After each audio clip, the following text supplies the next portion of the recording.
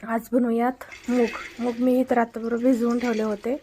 सकाळी मी कुकरमध्ये टाकून एक मीठ हळद टाकून 3 ते 4 शिट्ट्या मारून घेऊयात. भिजवल्यामुळे लवकर शिजतात.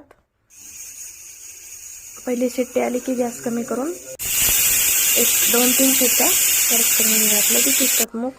जिमला जाणाऱ्यासाठी हा रेसिपी बनवलेली आहे. बघा किती छान शिजलेले आहेत.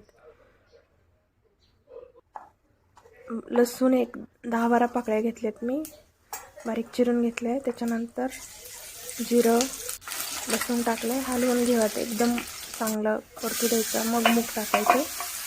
त्याच्यानंतर धना जिराची पावडर, लाल तिखट 2 चमचे टाकलेले आहे. हलवून घ्यायचं आणि कोथिंबीर टाकायची. झाली आपली मस्त भाजी तयार.